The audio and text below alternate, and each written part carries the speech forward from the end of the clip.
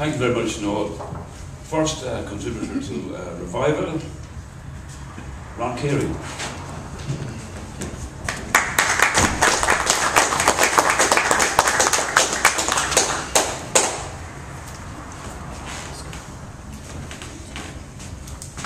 This poem is about the legend of Diarmuid and Grania, and because I'm an incurable alcoholic, romantic, I've dedicated it to my wife. Where shall we sleep this night? Asked Grania of her soul Diarmuid. We shall sleep beneath the watery tongues of cold Lough Quay, sifting minute mica through our lungs, while tiny fish swim like words in our silent hearts. Where on earth can we sleep tomorrow? Asked Grania of her handsome Diarmuid. We will sleep beneath the heart-shaped hoofs of fallow deer, and listen to their callous toes thump the turf, and watch as stags write their starry names on trees. And in 1,000 years, where then, my love? Asked young Grania of her lover Diarmuid. We shall sleep in the soft, mud minds of poets. We shall lie as two white pearls, touching and not touched, so perfect is our love, until some dreamer whispers, live again.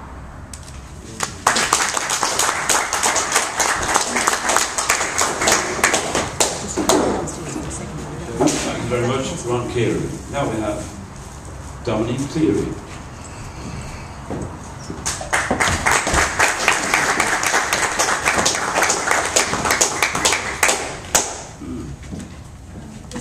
This poem is my first poem to be published. It's about a puppet man who we've all seen on our city streets. Puppet man.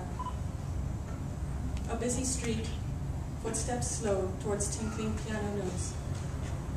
A shy man, in background black, holds a puppet while a curious crowd is drawn. With the subtle sleight of wrists, through strings he pours himself inside out and conveys his soul to a bobbing head and jerking limbs. Invisible, from safety, he flirts and engages hearts, now not separate anymore, just free to live vicariously. Today I saw him. No music, nor empty shell. Intrigued, I followed to a threshold where he turned a key to privacy.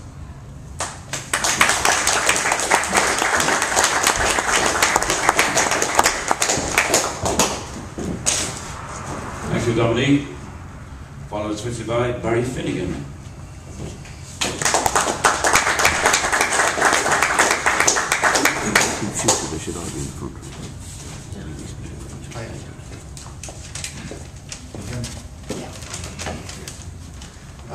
I use one or two slang terms in this poem. They are really just detail. It's not that important to know exactly what it is. It suffices just to know that it's a tragic poem about drug abuse. He never met the Pink Lady. He never met the Pink Lady. He was out tripping on a white train, no stops, watching Black Sabbath mouth echoes from a tiny, tinny TV set into a room filled with smoke and the listless groans of unlikely friends. Eve was keen to meet the lady once again, a few doors down in a winter Tuesday room with a pile of soiled clothes climbing up the corner. She wanted to hear her sing, introduced herself at the end of a slim steel transporter.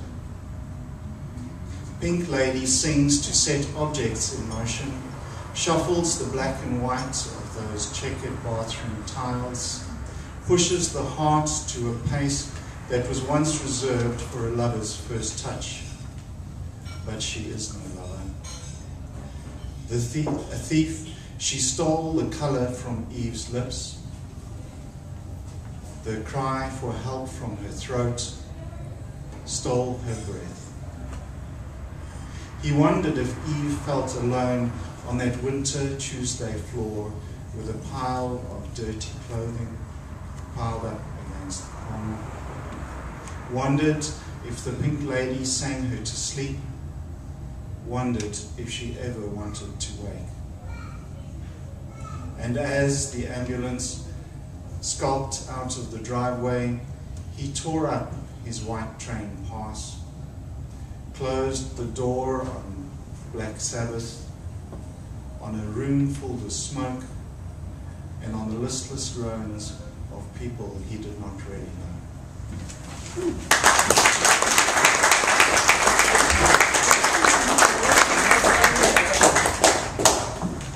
That was Barry Finnegan. And now we have Brian McPhillips.